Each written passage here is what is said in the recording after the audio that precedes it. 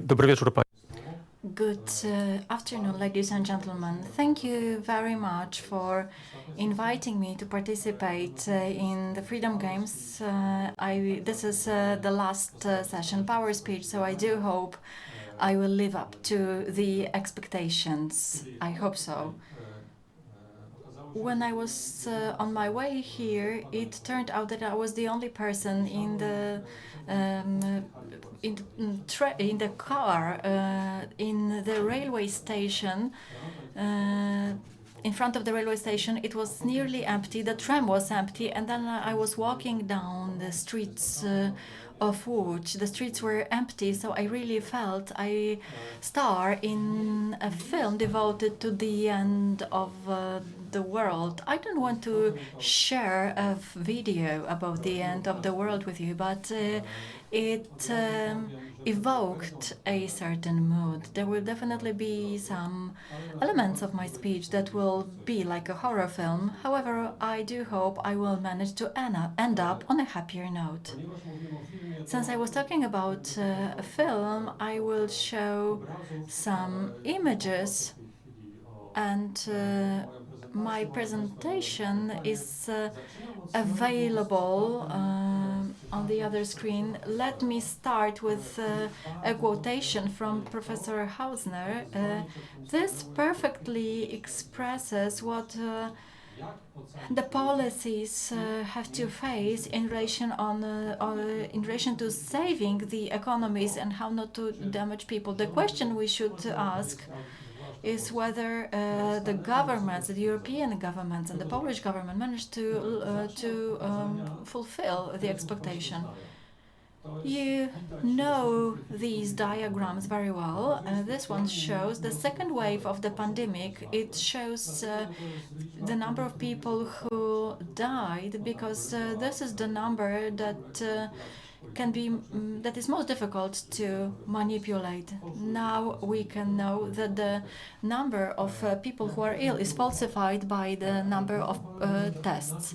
The second wave looks different in different countries. Different countries cope with it in a different way. First and foremost, we do have the countries which succeeded.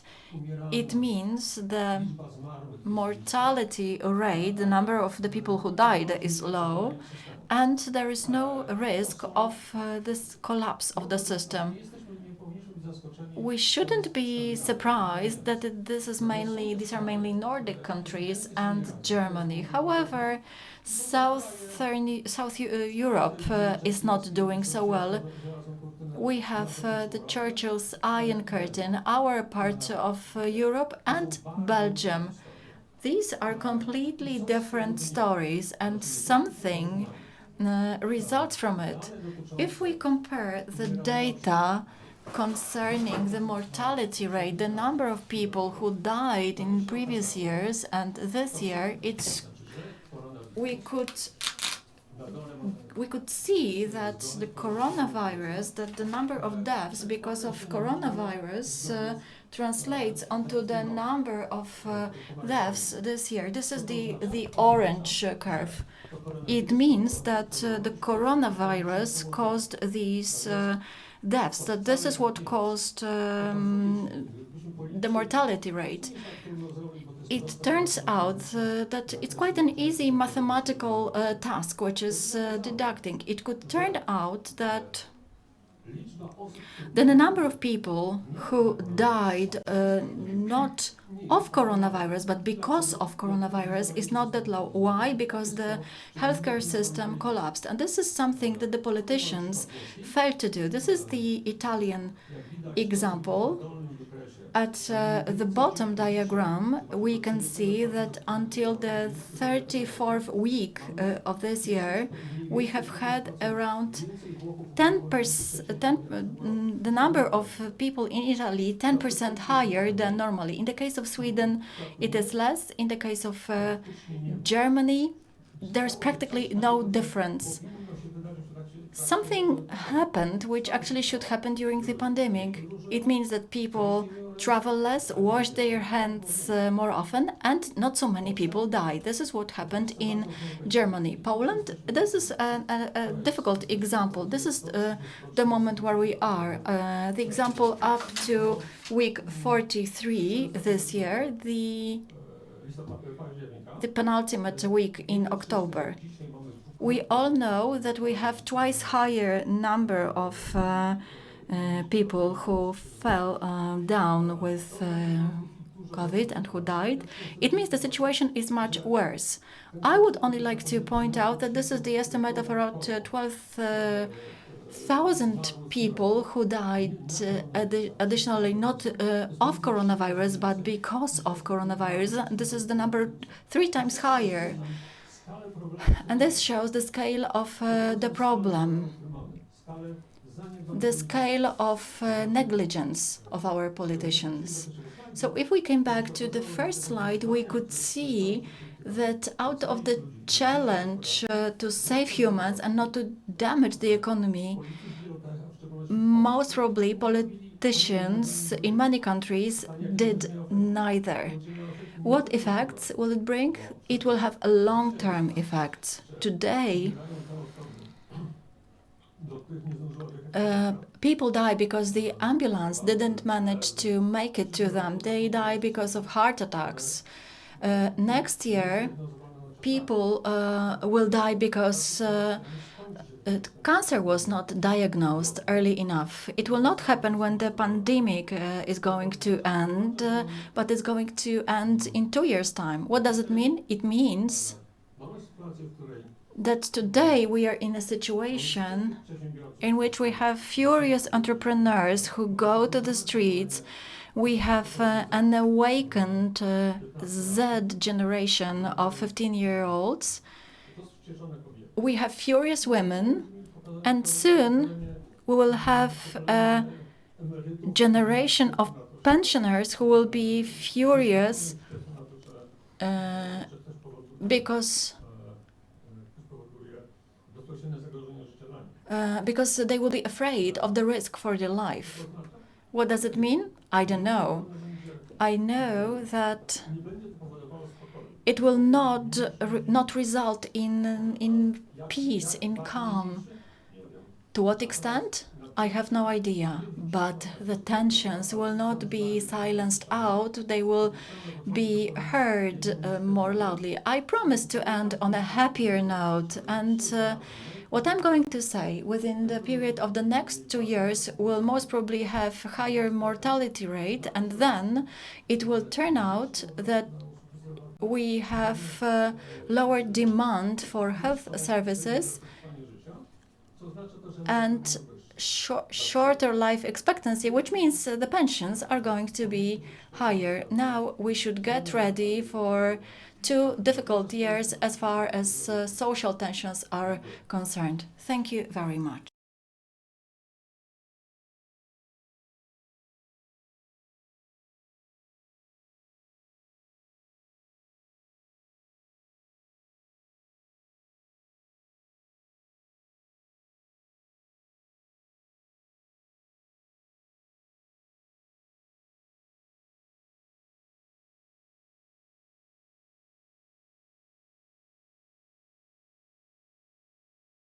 Start.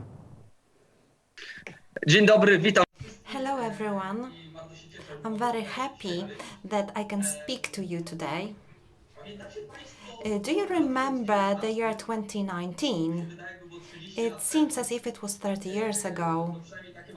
At least this is how we feel. Do you remember how we were complaining that this year, this world is so uncertain and unstable? Today, we can think about it in a sentimental manner when we think of the previous decade. Today, any attempts to predict how the pandemic will develop and when it ends up it takes us nowhere. After several weeks, any forecast is out of date, and it ridicules anyone who is the author of such a forecast. Therefore, it was quite a challenge for me because I was to say something about the world of economy after the pandemic and how to do it without exposing myself to ridicule. It's a great challenge, but I would like to specify several important aspects that we can expect. One thing is that this instability will take place for longer. We will not be able to say what will happen for a long time. All the macroeconomic models have lost the calibration, and we are unable to forecast that something will be able, we will be able to improve in the near future. The forecasts undergo frequent changes. There is a lot of uncertainty. There are lots of correction introduced.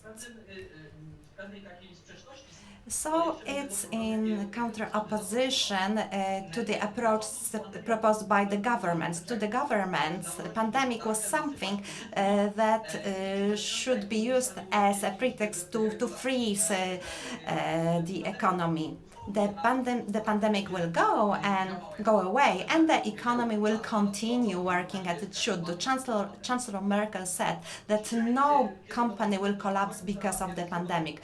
Today we are reaching the end of the first year of the pandemic, and now the politicians start saying different things. Our Deputy Minister for Finance said that that some companies should requalify. They should start working under other sectors. So it's like this popular statement that people should take credit to buy an apartment. But this is the truth that is getting to the governmental circus. President Glapiński used to say that we've got a lot of money, so we won't run out of money because we will be able to print even more money. But after some time, we will be able to see some consequences of this approach. Now the inflation rate is very high, and the Bank of Poland, the National Bank of Poland, forecast its further increase. So we want to have the same situation as the situation before the pandemic. It strikes the economy in an asymmetrical way. Some industries are collapsing, others are doing great. Recently, we've heard that the vaccine has been invented. So it's a great information on the financial markets, but at the same time, the prices of shares by Netflix and Zoom have dropped. So every month, on the other hand, catering, tourism, entertainment industry are suffering. So the industries which used to be regarded as stable sectors, just like banks or traditional power industry and transport infrastructure, will find it more difficult to operate. These are the sectors that are protected by the government. So however, biotechnology and IT sectors will be the winners. The biotechnology has been limited at various levels for years in Europe. So there were problems with research on genetic modifications.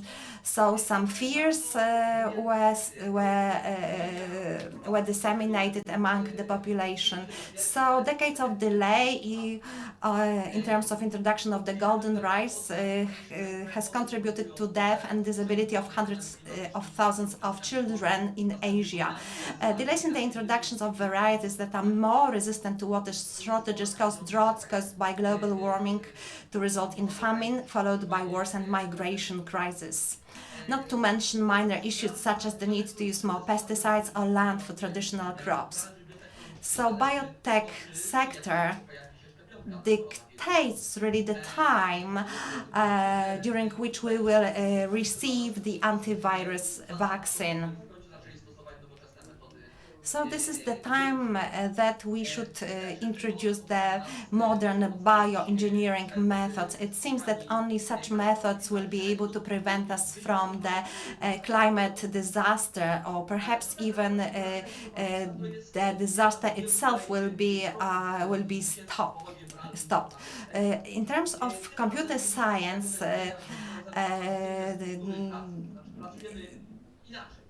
we had to start working in a different way. So many corporate rituals turn out to be unjustified, so many boring meetings can be now replaced by email and virtual meetings. The process of separating employees from offices in corporations has been going on for a few years, but now it has dramatically accelerated. What is more, it has also affected small and medium-sized enterprises, and the lack of trust in our DNA, which was printed in our DNA, had to give way to the necessity. So now employees will be able to build their family relations, which is not so easy. So for example, we have already witnessed the increase in the violence in families. But technology will also find some solutions in the form of virtual reality. This has also affected education. It is a major threat to universities, because online education, when we look at the examples of Warsaw University or Jagiellonian University or Harvard University, this shows that it has been used, and this is an interesting alternative. There is also an issue of automation. Societies are aging, so computerization allows us to help young people to support senior citizens, to make sure that employees will be replaced by virtual intelligence. I would also like to say what we expect of the state and its impact on the economy. The interventions of the state have been the greatest so far since the World War II. And in Poland, it started during the martial law period. So the politicians, of course, do want to steer the economy. And more interventions, more money printing, overtaking sectors and companies can contribute to providing more reliefs, to get rid of inefficiency, and to have the government's own political clients. Pandemic is the time of painful transformation for the economy, which for quite a while has been really anticipated. So what is ahead? We will have a painful period of changes. We will have to adapt to the changes. Let's hope that this period will not be that that difficult. Referring to the previous speech, I must say that the social pressures will be rather increasing.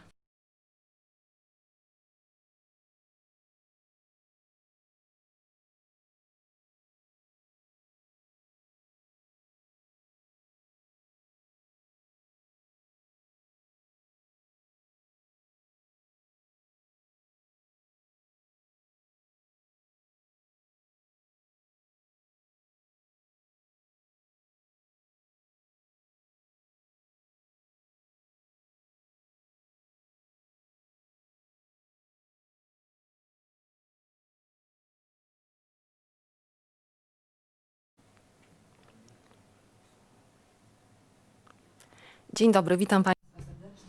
Good afternoon, ladies and gentlemen. I would like to thank the organizers for inviting me to participate in this session of Freedom Games. I also had the opportunity to moderate two sessions devoted to climate changes, environmental changes, and what hazard climate changes constitute for the modern world. I have 8 minutes for my speech. 8 minutes during which I would like you to remember that 500,000 tons of carbon dioxide will be emitted to our atmosphere in this period. 100 people will die as a result of breathing polluted air. A few thousand will die because of the consequences of various climate changes, and 170 children will starve to death. We as NGOs often mention this knowledge, only few want to listen to us because this is not nice knowledge. We leave it to experts, to organizations, institutes, scientists. We leave it to the people who deal with it and want to reverberate it. But this is not a nice knowledge. We don't feel like accepting it. On the other hand, the access to information about the climate change, condition of the environment, what we do to our planet Earth, how we aggravate climate changes, how we pollute our environment, oceans, 80% of contaminants are plastic. How we degrade the ecosystems and soil is easily recognizable. But we don't feel like accepting the knowledge because this is not nice. We want to focus on the pleasures of our earthly life, on guaranteeing a nice, pleasant life, buying unnecessary items, clogging our houses, cluttering them with objects produced at the other end of the world. It seems it is going to guarantee comfort and happiness. We live in the world where the initiatives such as Black Friday are more popular than participation in marches, protests, or different protests to defend the climate. We live in the world when when school children are able to recognize the logos of brands or smartphones, and they cannot differentiate between the oak leaf and maple leaf. Is it the world that we want to live in? Are we happy about it? Is it the way we want it to be? I think not really so. Looking at the statistics, 350 million people suffer from depression, and the WHO mentions that this is going to be the major health problem in the upcoming decades. That's not the point. The scientists struck a consensus on climate changes, and there is no doubt that the climate change was generated by humans as a result of greenhouse gases emission and irrational operations brought us to the verge of disaster. And this is what we can be sure about. This is not a gloomy vision, which is the disastrous vision of the future, because it has already started happening. The climate change is here. A few years ago, we didn't talk about it so much in Poland. It was like talking about distant events, or a polar bear floating on a piece of ice.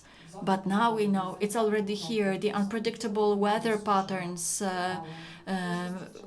hot temperatures, severe winds, storms, spreading of diseases, war to get access to food, to water, flooding of fields, and consequences that we cannot predict. 100 million people will be willing to get to Europe within a few years' time because they will not be able to live in their country because of the climate change. Sometimes I feel that the older I am, the less I understand, and the longer I work for the movement for climate protection, the less I know. If I were to explain to an alien how we manage the earth and what kind of managers we are, what we do to the place where we live, which should guarantee safe shelter, I don't know if I would first be ashamed of it or worry that the alien would not believe me. The people who speak up are treated worse than those who are responsible for the status quo, than the companies that degrade the environment, which then want to sell their commodities to fuel the will of hyperconsumption. This is all happening in the time of unlimited access to information that you can get from anywhere at any time. This session mentions the world after the pandemic. We know that COVID pandemic 2020 is a painful experience for us all. In the case of environmental issues, we know that we are able to master ourselves. We can mobilize all resources and efforts to avoid the danger. In March, after several weeks of lockdown, our air, our waters were cleaner.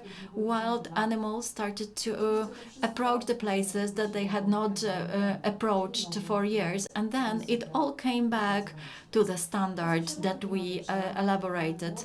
Climate defense movements emerge. Young people have gradually become more aware of the problems. But looking at the people who are responsible for it and looking at our government, we might feel they are not aware of the climate hazard, which is already here, that they turn a blind eye or try to delay the process. We have no time to waste. Every minute, every second of my presentation means many people who painfully experience the effects of climate changes. This is the problem to be solved by us all, on all levels. We should get involved as the society, on the level of local governments, government supporting institutions. All actors should participate. It is like with the extinction of various species. Once we hear that the last individual of a species died, then we think, we could have done something. Will it be the same with us? Will we look backwards? If there is an initiative such as the one to prevent the expansion of the ozone zone, then we say, the scientists were exaggerating. This is not a problem. We have a consensus. This is the fact. People die. The quality of their life deteriorates because of climate changes. The environmental changes are inevitable, but we can alleviate them. We can try to improve the condition of our waters, air, and stop the emission of greenhouse gases. What should we do? What should the world after pandemic look like? We should try to reduce of greenhouse gases at all efforts. We should try to change the paradigm related to consumption, unlimited purchasing, unlimited growth. We should focus on recycling and circular economy.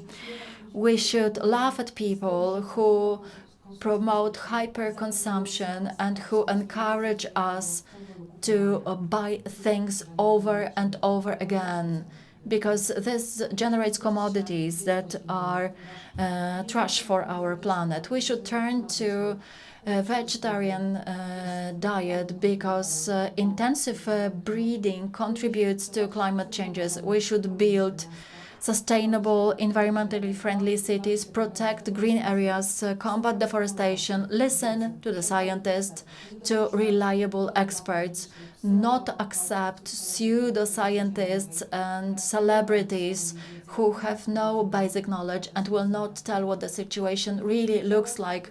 We should act, join climate protection initiatives, analyze our everyday purchases and our consumer behavior, and expect that decision makers and politicians take measures to mitigate and to limit the emissions on behalf of us all. We say that if we repeat doing the same things and expect different results, we are insane. So let's focus on what is important. Let's consider the condition of our planet, how to save the earth, how to save ourselves. We have the tools for change, but little time is left. So it's important to use it wisely. Thank you very much.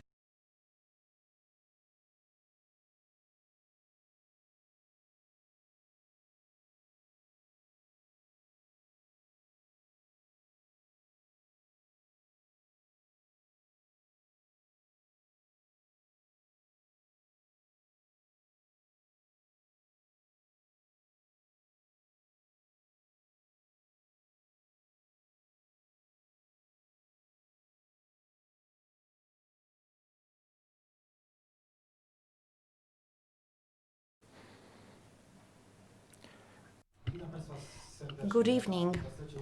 At the University of which I'm responsible for international cooperation among cities. That is why I was asked to answer the question how cities will change after the pandemic. So let's start by saying that we will go back to the 19th century when in 1854 in London there was an outbreak of cholera. It was a huge problem for the city. The harvest of the disease was very high, but there was a group of scientists who tried to comprehend the problem and to respond to it. John Snow discovered that cholera is caused by dirty water, not dirty air as it had been claimed before. So some specific measures could be introduced. So they built some water supply systems and sewage systems. It took many years, but it has transformed the city greatly. It has extended the lifetime of citizens and improved the quality of their life. The crisis resulting from the epidemic provided an opportunity to change the city. COVID, today's pandemic, is also a problem of cities. 95% of infections are the infections in cities. So COVID is not the problem of the entire mankind, but this is the problem of these 50% of global population who live in cities. How pandemics will change the cities? I think that we can mention three transformations. The first one is visible. This is the digital transformation. One of the transformation is desired. It's the so-called green transformation. And the third one is the transformation we would like to avoid. This is the social transformation, intensive increase in social inequalities.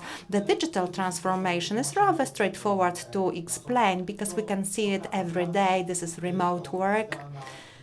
This is online education, including advantages and disadvantages. It's taking entertainment to internet. This is a completely revolutionized form of communication. Freedom games are a good example of this approach. And finally, this is development of the smart cities idea. In Poland, it's not that visible as yet, but in many cities throughout the world, internet surveillance systems are introduced to monitor how people move, that they often affect privacy. Today, we could hear a speaker who was talking about the infrastructure of the future. It was very interesting speech delivered during the Freedom Games today. What we would like to have is the green transformation. I research international cooperation among cities, and this is the most important topic in this network of cities. So cities have to combat the current crisis, but we also cannot ignore the fact that we have to combat the future crises, the climate change. So cities are looking for some solutions, how to agree our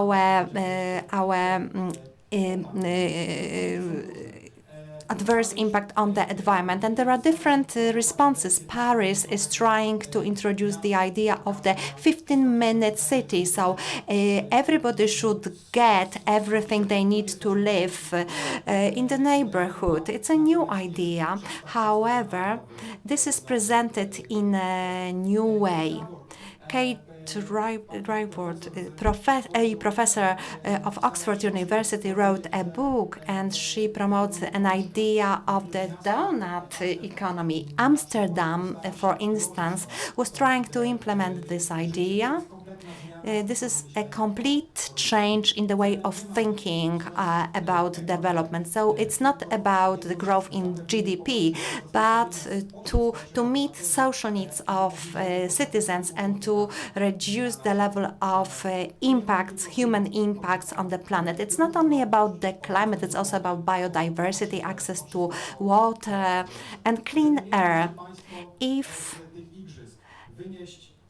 this is one thing you should, if you would like to remember one thing from this year's Freedom Games, if you would like to read more about these topics, I would like to recommend this book, the book on the donut economy. I hope that this book will receive, the author will receive the Nobel Prize. And social transformation. COVID is increasing social inequalities. There are some professions which are better paid jobs, and they can be done remotely. And there are also some professions they cannot be available via online. OECD state that some 60% of the jobs will have to be continued under traditional, conventional modes. They cannot be done remotely.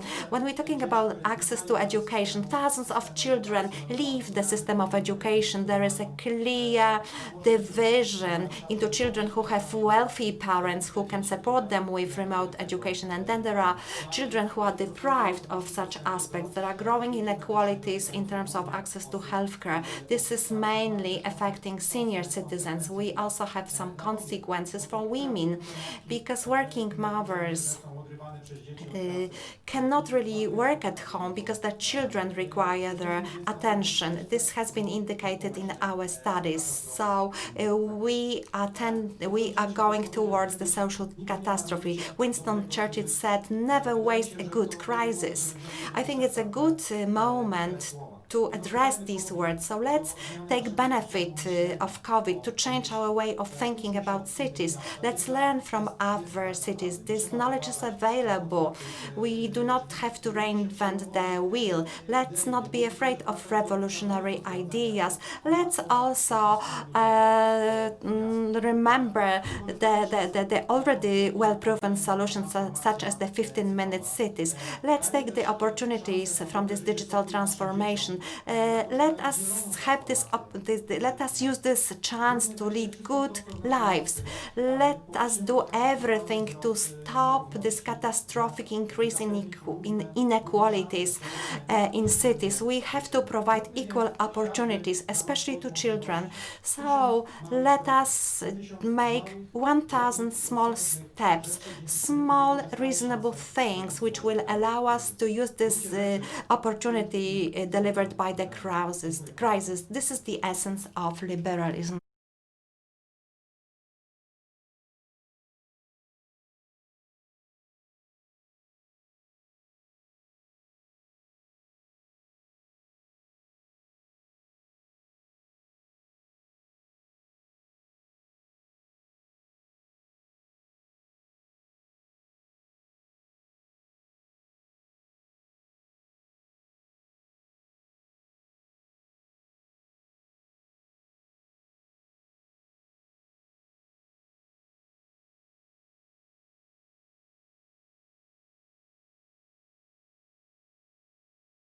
Good evening, ladies and gentlemen.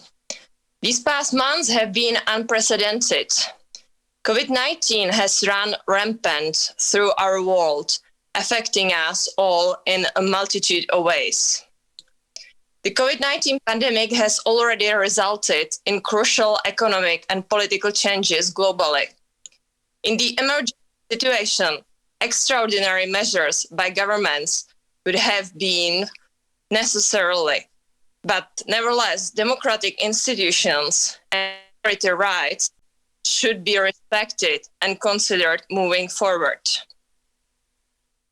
Perhaps you know people who have lost their jobs or homes, people who have fallen ill or succumbed to the virus. Perhaps you yourself were infected and learned firsthand how dangerous it could be. Now think of others. Not your family, not your friends, not your co-workers, but others who are vulnerable to the virus, but don't have the luxury like us to combat it due to the pre-existing conditions or lack of financial means. Beyond the national level, in the European Union, the coronavirus could reverse integration as borders are closed. The movement of persons is restricted, and distrust in international organizations might grow even farther. COVID-19 has proven itself to be a substantial disruptor to our freedom of movement. Airports have been shut down, borders have been closed, and seaports have denied both entry and exit in order to combat the spreading of the coronavirus. Our ability to travel has decreased tremendously with these restrictions. These restrictions impact us all in one way or another, but some populations are more vulnerable than others. Movement may be limited, but this doesn't negate the issues that were prevalent prior to the virus. We are all aware of the ongoing refugee crisis and the responses that states have taken. Migrants are still in danger and continue to flee for their safety, despite restrictions from COVID. Turmoil and social injustice hasn't ceased in countries because of COVID. So now more than ever, we need to come together and take action for those who are in need of help. With the border closures, irregular border crossings had fallen by 85% from March to April 2020. Likewise, the number of asylum seekers dropped drastically when the EU suspended applications. Although the numbers have decreased by 55% in relation to the same period in 2019, the economic hardships brought about by the virus and war have increased migrants in areas around Italy. Since the beginning of 2020, 16,942 refugees have arrived in Italy, while almost 5,000 have crossed the English Channel. The journey across the waters is treacherous, with no rescue ships and the potential to be forced back from where they came and endure abuse they had tried to escape. It's understandable that states wish to protect their own citizens, and they definitely should. The problem is that boats are stranded at sea with countries refusing to receive them. If the migrants can make it into Europe, they are then faced with overcrowded camps and the sheer inability to abide by social distancing regulations. Question is what to do with that and how we should address this issue. States have the right to maintain their borders, but should it be at the expense of human rights? Through these difficult times, we should acknowledge steps that Europe is taking in response to migrants during the COVID era. It is easy to look at the lack of response and focus on the negatives, but we should also be inspired by the positives. If we acknowledge positive steps that are being taken, we can do our best to be a part of the change. The EU states that the crisis demands a current, effective international approach that leaves no one behind. This call for international cooperation as a response to the crisis involves some key elements to help vulnerable ones. Of course, the best solution would be to help the migrants in their home countries and try to find ways to arrange for them the access to healthcare, economic opportunities, and social services, as well as access to necessary information. Access to asylum must continue to, and states should adhere to the practical recommendations and good practices established by the United Nations High Commissioner for Refugees. The EU also suggests that member states provide some financial assistance globally, as we have seen with Germany contributing €2 million to the IMO's response to COVID in Bangladesh. Lastly, EU states could respond to the crisis by creating solutions and solidarity in order to ensure safety for vulnerable groups and empower other migrants to be part of these solutions with respective countries. In August, the EU came together with the International Organization for Migrants and the United Nations High Commission to establish the project challenges within the response in the Western Balkans. This project concerns itself protection of refugees and migrants in the Western Balkans. Its goal is to keep migrant and asylum management systems in operation while simultaneously lessening the transmission of COVID in the region. The project will train staff in sanitary environments where migrants are provided services and basic hygienic items. Information about COVID and safety measures will be readily communicated in languages that all present migrants can understand. This project could be a promising step for the treatment of refugees heading into the future. Ideally, these goals will be met and then have the ability to spill over into the responses of other states. It's without a doubt that the year 2020 was difficult for many of us. Our planet shows us in many ways that our current way of life is not as natural as we think it might be. Not only COVID, but also the fires in California and Australia, the floods in Sudan, or the forced migrations due to war demonstrates that maybe we should rethink how we currently exist. Our accepted way of life is not sustainable, and the aftermath of decades of maltreatment is proving to be more and more detrimental each day. If we do nothing, we irreversibly condemn our future and the health of our planet.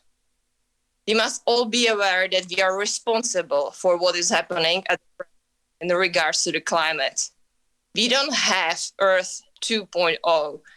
We have but one planet where we can live. More must be done, and a collective and decisive response is still lacking. I urge not only states and multinational corporations, but also you, the individual, to be a part of the positive change to further the response to prevent disaster. As Margaret Mead once stated, never doubt that a small group of thoughtful, committed citizens can change the world. Indeed, it's the only thing that ever has. It is time we as Europeans step up and change our behavior to think more ahead and lead the charge. The need for international cooperation is challenging global risks, might give a new momentum for European integration and put Europe in the driver's seat as we move into the future.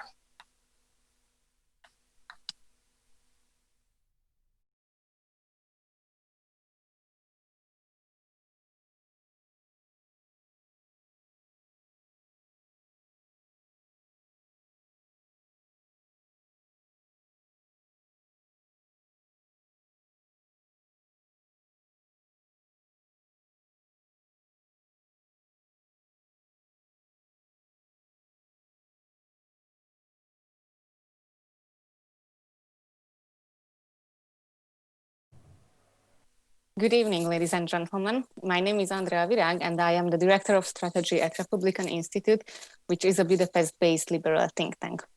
First of all, let me thank the organizers for inviting me and, of course, for organizing this event in these strange circumstances. During the past few years, it has become a tradition for me to travel to Lodz once in a year in November and attend Freedom Games, which, in my opinion, is a truly impressive and one-of-a-kind event. Although I am sad that this year we cannot all meet and discuss important issues in person in Lodz, I am hopeful that we live in an era where we have the resources and the tools to be together even in these circumstances. This already brings me to this day's topic, which is the shape of the post-pandemic world. I think it is safe to say that this pandemic is one of the greatest and most unexpected challenges of our generation. While we are still in the middle of the crisis, the state of the world can seem dark for so many reasons, as many of you mentioned before me. A lot of people getting sick or losing loved ones to the virus. Many lost their financial stability. Families had to navigate themselves in the world of online education. But the basic act of social distancing can be hard not only on the elderly and those who live alone, but on everyone. At the same time, however, I think there are many positive and hopeful things that we can take away from this crisis. At the next few minutes, I would like to concentrate on those, picking some of the key issues that I find very important.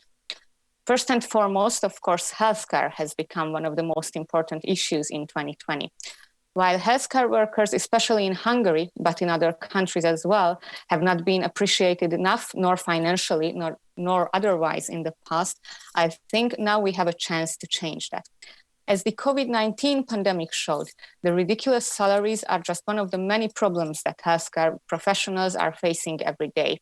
The over-centralized, not nearly good enough healthcare system is a problem in itself, and it also led to many healthcare workers leaving the country, which now causing a lot of problems in Hungary. Our responsibility as liberals is to force governments not to settle on short-term solutions like a one-time bonus that the Hungarian government introduced earlier this year, but to work on long-term reforms to create an environment when healthcare workers could feel appreciated both financially and professionally, thus creating a far better healthcare system than we have now. Education has also changed during the past few months, of course. During the first wave of the pandemic, online education was introduced in most European countries, and different countries had sharply different experience with it. In many countries, it came as a surprise. In Hungary, for example, teachers, students, and parents only had 2 days to prepare for it, so it caused a lot of difficulties for everyone involved.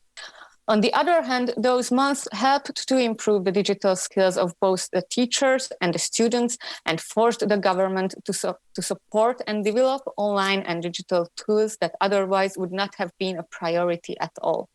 European liberals have emphasized the importance of digitalization in education for a long time now. Now our aim should be to keep the positives from the last few months and continue to work toward a better and more digital educational system, which is accessible for everyone. But education is not the only area where the sudden and in many cases forced digitalization has become apparent. Digital tools have invaded almost every aspect of our lives: education, work, shopping, meeting with friends and family, cultural activities, politics, etc., etc. Even those of us who used a lot of digital tools earlier have learned to use new ones and use them more frequently. But the transition was harder on those who were not familiar with online tools earlier. While personal connection will and should remain a very important part of our lives in the post-pandemic world, evaluating our experiences and keeping the best improvements will be worth it, in my opinion. While working together in the office, for example, will come back, I strongly believe that home officing will be a more common thing. And also, while I hope that theaters, museums, concert halls, and so on can return soon, it was and still is encouraging to see how quick the transition was to online concerts, online plays, drive-in concerts, and how important it was for so many people who were stuck at home. And of course, I would not be a proper political expert if I would not talk about politics, more specifically about how COVID-19 pandemic have changed politics. To stay a little bit longer at the issue of digitalization, I have to say, as someone who deals with politics every day, it was very interesting to see how these new circumstances have changed the way politics is done. Governments, local governments, parties, and politicians had to face the fact that the traditional, normal tools of politics, for example, press conferences, door-to-door campaigns, rallies, town halls, etc., have become much less available for them. At the same time, citizens as well had to find new ways to express their opinion. As a result, parties, politicians, governments, municipalities have strengthened their online presence and have become more professional in using those tools. One of the best and most well-known examples on political innovation is Joe Biden's presidential campaign, where instead of hosting big in-person rallies, they organized drive-in rallies. In Hungary, people who were dissatisfied with the government, organized car marches, car demonstrations to respect social distancing, but at the same time to express their dissatisfaction.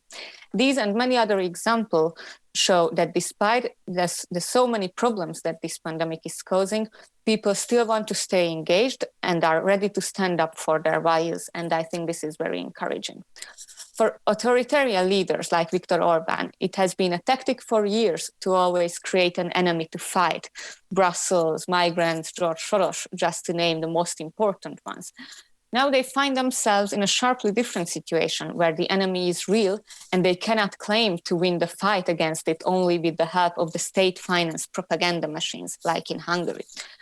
This might be the moment when it becomes clear that leaders like the Hungarian Prime Minister mostly care about their own power and not the health and safety of the people. I think US voters have already realized that. And we should take a lot of positives from the US presidential elections. US voters elected a president who respects the constitution, rule of law and democracy, who embraces diversity and will listen to the scientists to fight this pandemic instead of neglecting it. Moreover, for us Europeans, it's very important that President-elect Joe Biden will be a reliable partner in the Euro-Atlantic relations, which will be as important as ever in the post-pandemic world. And for us Europeans, it will be more crucial than ever to have a strong European Union. According to a research conducted by the Republikon Institute with the support of the European Liberal Forum in September in Hungary and in Slovenia, the vast majority of respondents find the European Union's role in fighting this pandemic important. The European Union, which is often accused of being way too slow, worked out a relief package relatively quickly, which is an encouraging sign that in case of need and urgency, the EU can step up. This pandemic made clear that we need a stronger, more united European Union, and I believe that this crisis will catalyze and speed up a lot of long-awaited reforms in the European Union. To summarize, I find it very, very important to try and not let us be overwhelmed by the loads of problems that the world is facing right now, but to look ahead and find liberal answers to these new challenges. If we can do that, I am convinced that we will come out of this crisis stronger. Finally, let me thank the organizers again for having me, and I hope to see everyone again next year in Lodz. Thank you very much.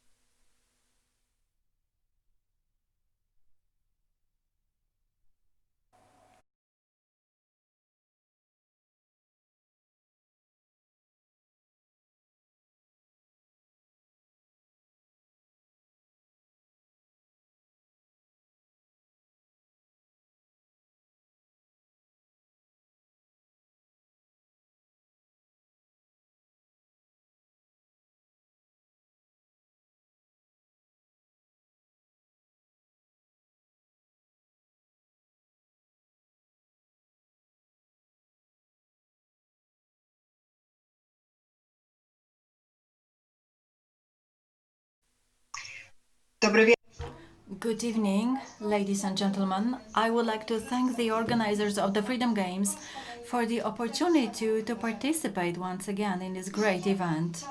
We are experiencing a completely new reality globally in our family, professional, and social life. One could say that we are learning a new life, e-life.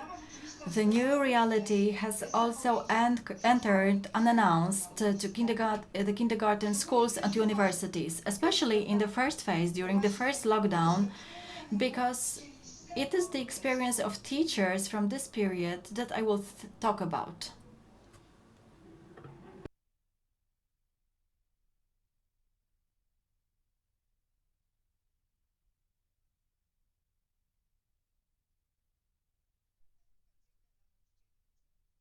I'm sorry, we had some technical issues and I could not hear the speaker for some time.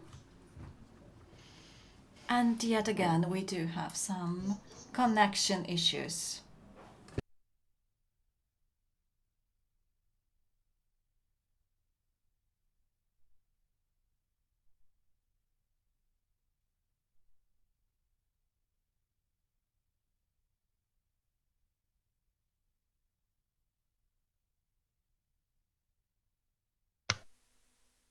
Halo, przepraszam, coś mnie wyrzuciło.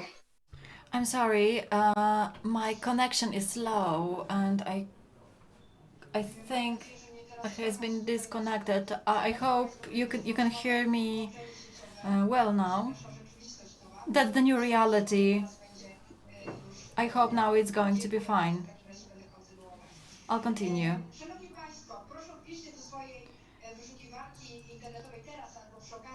Enter the word teacher into your search engine. You can also try to make an experiment using the foreign word teacher, l'enseignant. Look at the graphics. You will see images of a teacher, female teacher, standing in front of the green board. The teacher is in the center and the students are depicted as the background. This is the 21st century. We have moved teaching to the virtual world, but in the social consciousness, the classical image of a teacher who needs only chalk and blackboard for her work dominates. This is a very interesting phenomenon. The question is, will the social image of a school and teacher after the pandemic still look like? Due to the time constraints, I would like to point out four most important, in our opinion, areas that characterize the Polish school, especially during the pandemic. It refers to the experience of a teacher.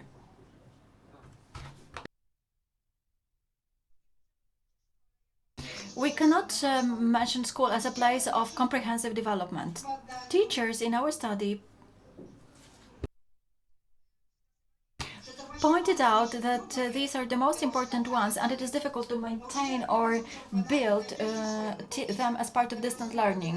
Teachers participating in a study most often refer in their statements to didactics, other actions, educational and caring, are less exposed and even kept silent. From this perspective, remote teaching can be complementary to traditional teaching, but it cannot replace it, which is why it will be so important to return to schools and universities as soon as possible. The world after pandemic may turn out to be a world of uncertainty, conflicts, crisis, and therefore it will need strong relationships, mutual trust, responsibility and empathy to prevent the triumph of authoritarian and populist power. Relationships in the pre-pandemic world have been fragile, immediate, transient, and therefore it is the school environment that should become the place where responsible, wise, and empathic individuals, active citizens who care about democracy, will grow. Secondly, our research has shown that staying at home and doing one's tasks from home, as well as reconciling professional and family roles, has worsened the well-being of teachers. In the post-pandemic world, they will need institutional support as well as, I'm sorry, again, connection issues. I cannot hear the speaker. Sorry for the inconvenience.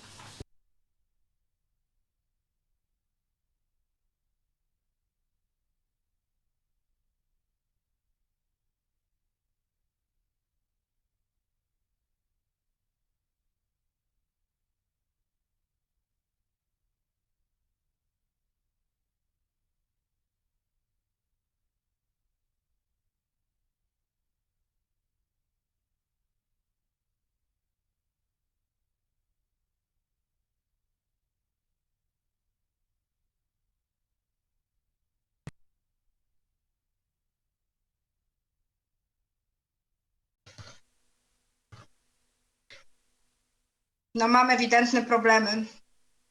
Przepraszam Państwa. Ladies and gentlemen, I'm terribly sorry for the technical problems. I don't know where I finished my speech. I simply would like to point out that taking care of the teachers should be the priority of the state policy. The spring lockdown can be described as the experimental remote teaching. It was time of intensive self-education based on the method of trial and error, experimentation and adaptation to new conditions. One cannot speak explicitly about remote teaching. It was rather a kind of substitute teaching, rescue teaching, emergency ed. It is difficult to expect from teachers that they will adapt their workshop overnight, which for many years had been leading their classroom to the digital world. It was therefore the time of intensive learning, experimenting, finding new solutions, but also wondering. It has to be said that the teachers passed the test of reusing remote tools. The experiment in distance learning enabled many teachers to learn the tools for remote learning. It is disenchanted the internet space as difficult and inaccessible. Some teachers see the possibility, the opportunity of using elements of remote teaching in the future when a student is unable to attend classes due to illness or exams currently taking place. However, this time has also exposed the weaknesses of the educational system, especially in terms of the teaching methods used and the core curriculum, which are mainly focused on the didactic and encyclopedic teaching, which does not favor remote learning.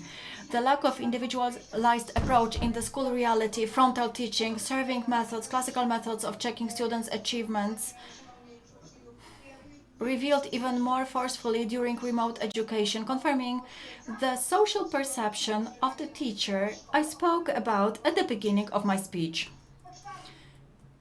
Fourthly, remote teaching showed that the curriculum of the Polish school is overloaded, teacher-centric and testosis dominate. Teachers who participated in the study stressed out the importance of the knowledge testing or the inability of objectively testing knowledge in online conditions. It shows that the logic of testing is permanently inscribed in the school reality. The spring experiment of online teaching revealed this weakness of the school system, where teaching is focused on testing the students' knowledge in standardized tests. Consequently, teachers give up developmental-oriented teaching methods in favor of the transfer of knowledge and competence in testing. And they have no choice. In the post-pandemic world, it seems necessary to change the way of thinking about education from a passive transmission-oriented to a passive transmission and recreation-oriented approach to comprehensive development, including critical thinking, arousing cognitive curiosity and passion for exploring the world. One of the conclusions of our research proves that teachers are good at tools, technology in terms of their use, but the question remains open whether they can change their thinking from analog to digital, from classic to modern, respecting student diversity, individualism, and different pace of work.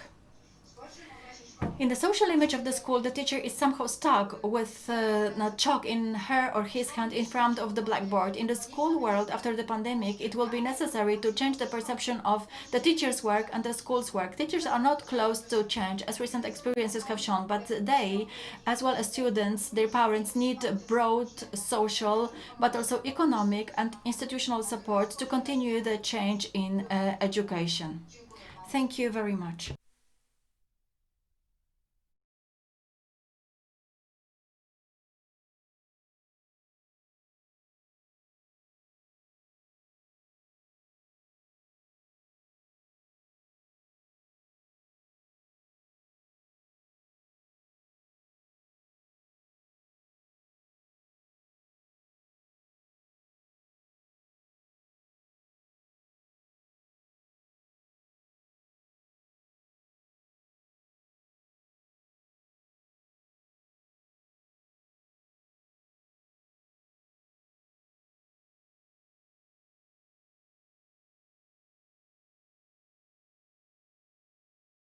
Zaczynamy.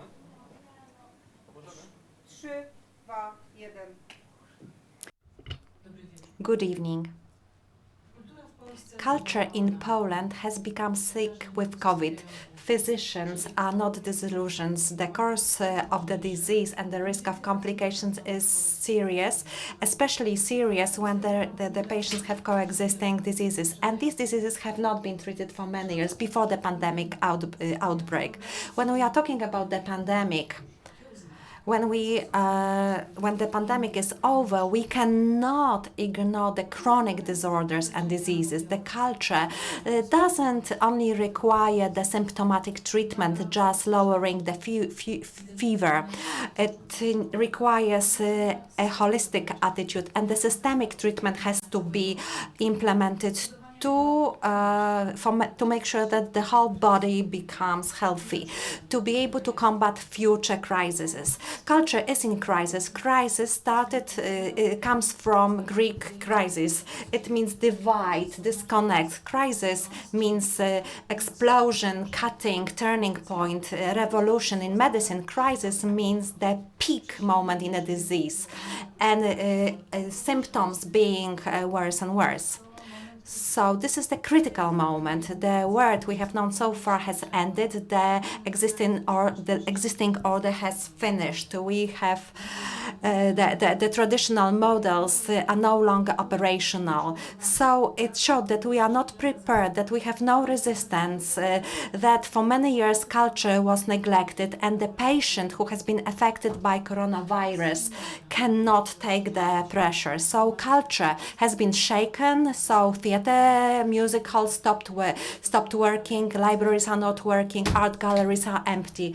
This is the picture after many months of pandemic. So the blood circulation of culture has stopped. The pandemic is a huge challenge. The sector has to rapidly change the plans. It's resulted from the fact that we no longer can organize live events. Artists cannot travel, and also the funding has been reduced. So the pandemic has changed our lives. It has changed our rituals and habits. It has enforced us to spend time differently. Very quickly, we had to move to the network, the virtual prosthesis of our life. Just in any other sectors, culture on internet didn't only mean just using the resources, but also going for the communication via internet. And in fact, in culture, we really need face-to-face meetings with our audiences. So internet all of a sudden started to be full of artistic events, but many of these events, the quality of these events were not so great. So the sector of creativity responded immediately. So all the activities were transferred to internet, and also they had to learn how to use digital tools. Also, creativity has become the greatest weapon of culture. So we had to keep in touch. We had to keep the dialogue with the audience. We had to be solidar to all the victims of the pandemic. So the pandemic has emphasized the problems that were problems for the culture all the time. So low salaries, negligence of artists, no security system for artists, and also outdated system of maintenance of artists. And culture is really necessary for individuals to have good lives. So culture provides the space of freedom. It invites people to think about modern challenges. It gives the floor for discussion, and it asks us about yesterday, today, and tomorrow. The open society cannot function without culture. Thanks to the culture, we can comprehend more and more complex world, and we can build the social relations. It's very important in the time of crisis, of politics, of economy, climate crisis, the progressing digitalization and technologization of life. So let's consider the chart of patients, that is the patient who has special needs. There is an anecdote on the internet. Winston Churchill was to respond the decision on limiting the expenditure on culture due to the war. He said that we don't know what we're fighting for. It's not really confirmed by the sources, but the question has to be asked now, again, when we are looking for the way how to stop this crisis. And we have to first of all answer what kind of culture we expect, what kind of future is our dream. We are in the year 2020.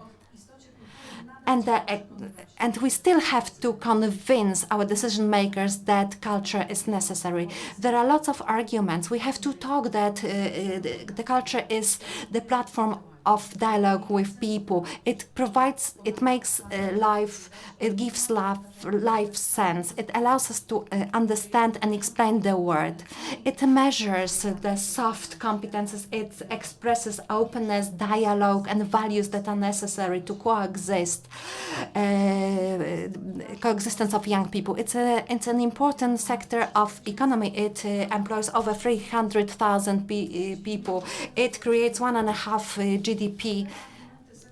So it stimulates economy. So these arguments have been repeated, but culture is still ignored, and it's ranked as the last on the list in the strategies. So let's look at the co-occurring concomitant diseases. So let's look at the problems the culture has been facing for many years. So we need some regulations to regulate the status of artists. We had to address low wages, the problem of copyrights, and really market rules of productivities result in problems to artists, grantoses, festivalodes, so on and so forth. So the financing models are inadequate, and also the cultural education is at a low level. So perspectives of defrosting culture are not very clear. Operations of the institutions of cultures have been stopped. Many artists, also technical staff, animators, facilitators, sound directors, ticket offices really have lost their sources of income. It has also affected freelancers, people who have no social security. So just on daily basis, the performances have been cancelled. So many thousands of performances and other cultural events have been cancelled. The cinemas, the concert halls are empty. The attendance of cinema goers has fallen down by 89%. Many books were not published, and the National Library institution has declared that the publications of new books has fallen down by 28%. And small bookshops are disappearing from the market. So what's the solution? Public support to the sector of culture in the face of pandemic turned to be necessary. So local governments, regional governments, and central governments announced some programs of support, some calls for proposals, some scholarships, and a program to provide compensations for the income loss. But this is symptomatic treatment that is necessary, but it's not sufficient, especially in the context of critical problems that have been revealed by the pandemic. So we can no longer pretend that we do not see these problems. We cannot waste the crisis.